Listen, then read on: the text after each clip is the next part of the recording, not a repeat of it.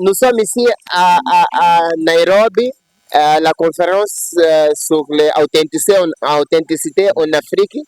Moi, je ne parle pas français, mais je suis là avec Monsieur Mokhtar Cissé, elle qui travaille au Mali, elle est de Mali. Et vous savez que nous avons la première université d'Afrique au Mali. Quel est C'est l'université de Sankoré. Sankoré. Sankoré. L'ancienne université de Sankoré. Mais les provinces qui... Oui, c'est Tombouctou, c'est Sankoré. Oui. Voilà. Est-ce que vous pouvez expliquer pour nous un peu sur l'université? Je représente la mosquée de Sankoré aujourd'hui, qui est le site de l'ancienne première université de l'Afrique noire, qu'on appelle l'université de Sankoré. Depuis l'an 1400 jusqu'en l'an 1590, des étudiants viennent du monde entier avec des professeurs pour venir apprendre dans ce lieu-là. L'université de Tunisie, du Maroc, de l'Afrique noire. De Grèce? Non, pardon, de l'Afrique noire surtout. Ah, l'Afrique. Surtout, et surtout de l'Espagne. Oh. Donc, ils apprennent. Il y avait en ce moment presque 25 000 étudiants. 25 000 étudiants. Et en ce moment, Tombouctou comptait à peu près 100 000 habitants. Mais en ce moment, elle étudie quoi? Elle étudie surtout l'islam. L'islam à travers le Coran, à travers les hadiths, et aussi l'histoire, la géographie, le droit, le commerce, etc. Donc, tout ça là, c'est conservé dans un ancien papier qu'on appelle les manuscrits anciens, que nous conservons, que moi j'ai chez moi, qu'on appelle la bibliothèque des manuscrits anciens. Je possède ça aussi. Donc, je représente en même temps l'université de Sankoré et la bibliothèque des manuscrits anciens. Donc, c'est pour montrer que ce n'est pas l'oralité seulement, mais l'histoire de l'Afrique, elle est écrite. Elle est écrite, oui. Donc, en témoignage, nous avons ça à Tombouctou et je suis venu représenter pour montrer que l'authenticité de l'Afrique aussi a une histoire écrite. Elle n'est pas seulement orale comme le disent les Européens. Donc, voilà, donc nous avons l'histoire de l'Afrique écrite. Et dans ça, nous avons deux tarifs. On a le tarif El-Fettah et le tarif El-Soudan, où on a l'histoire de l'Afrique en général, qui est écrite dessus. L'histoire de l'Afrique. L'histoire de l'Afrique. C'est traduit en français. Une partie en français, une partie en arabe. Mais donc, qui a traduit ça, c'est le tarif El-Fettah, Mahmoud Kati. Mahmoud Kati, c'est lui qui a traduit. Donc, c'est traduit en l'an 1900. À partir de la Bibliothèque nationale de France. Et c'est conservé, c'est enseigné dans le monde entier. Les deux tarifs-là viennent du Mali. C'est avec ça là, que l'histoire de l'Afrique a été apprise par les griots. Et les griots racontent l'histoire de l'Afrique à travers l'histoire de Tarikh El-Fettah et Tarikh El-Soudan. Ça existe. Quand on connaît les griots lisent ça et ils disent que Souniata a fait comme ça, lui il a fait comme ça, ainsi de suite. C'est dans ça, c'est écrit. Le griot apprend aussi sur les documents. C'est sur les documents. Il apprend aussi. Il apprend. Voilà. Pour toi, quelle est l'importance de cette université? L'université, c'est pour montrer au monde là, que l'Afrique elle est importante.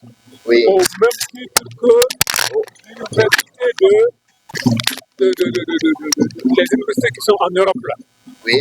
Donc, dans le temps, les gens venaient apprendre à Tombouctou pour montrer que l'histoire de l'Afrique là, comment les gens vivaient, les premiers rois, les premiers empereurs. Donc, c'est écrit leur vie, comment ils rendaient la justice. C'est dans ça. Donc, et ensuite, la religion aussi, comme c'est en arabe, la religion musulmane aussi s'est imposée à travers ça. Oui. Donc, voilà là, pourquoi la religion musulmane aussi a une force là-bas. Tombouctou est dans le reste du pays. Et en ce moment, c'était uniquement la langue arabe qui dominait. Et il y avait les langues locales aussi. Mais vous avez les documents en langue locale? Non, les documents sont écrits en langue arabe, là, mais c'est transcrit. Par exemple, quand je prends le Peul, le Bamana, le Soare, ça sont des langues locales. Quelqu'un qui parle ces langues locales-là n'a pas d'alphabet local, mais c'est à travers l'alphabet arabe là qu'on peut écrire une lettre là à un parent qui est quelque part. Donc quand il parle, il dit c'est l'alphabet arabe là, mais l'écriture là, l'idée là, c'est la langue locale. Donc quand tu lis, celui à qui tu envoies, il va comprendre sa langue locale. Mais c'est pas l'arabe. Hein? Ça, on appelle ça les manuscrits ajamiques. Les manuscrits ajami. Voilà, ça c'est les manuscrits qui sont écrits dans les langues africaines, dans les langues étrangères qui n'est pas la langue arabe. Mais qu'est-ce que ça veut dire ajami? Ajami, c'est ce qui est étranger. Par rapport à la langue arabe. Parce que tout est écrit dans la langue arabe. Oui. Il y a des choses qui sont écrites dans la langue arabe quand tu dis, tu sais que c'est l'arabe. Mais il y a des choses qui sont écrites dans la langue arabe, là, mais dans les langues locales. Là, on appelle les manuscrits ajami. Ajami, voilà. Les écritures ajami, qui est étranger à la langue arabe.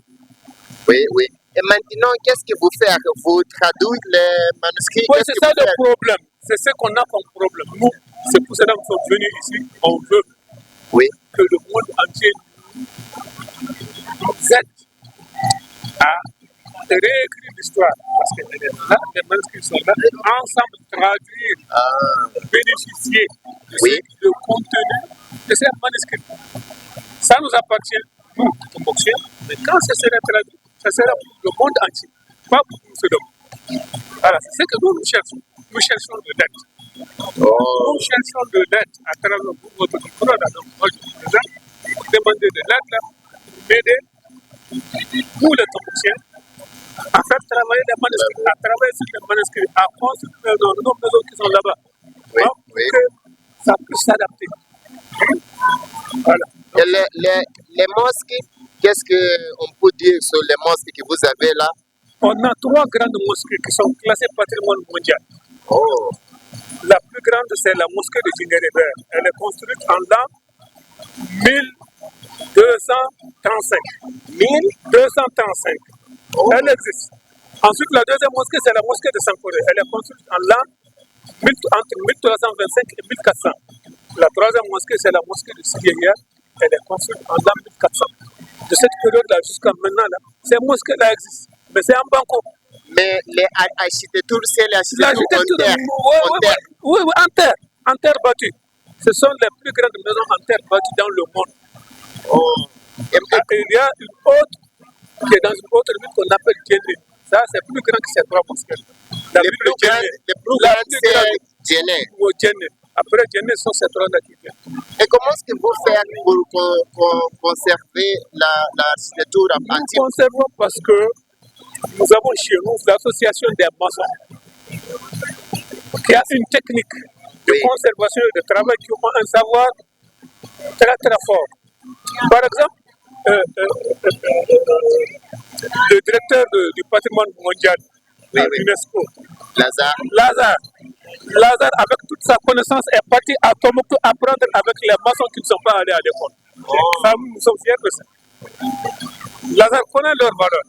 Ils ont les techniques de conservation là, autres. Et Lazare fait en sorte que eux là, leur technique là, le reste du monde là, en bénéficie. C'est pour cela qu'il s'est venu les prendre. Il les a amenés au Gabon, en Allemagne, etc. Là, pour montrer comment ceux-ci font leur travail. Ce sont des spécialistes.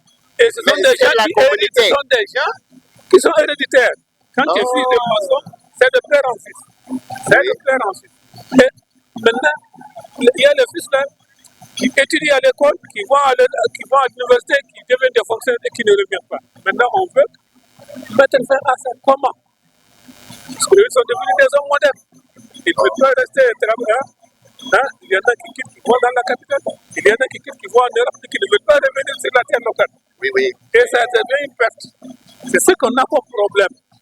Alors que le savoir là, c'est le savoir de la famille. C'est de père en fils.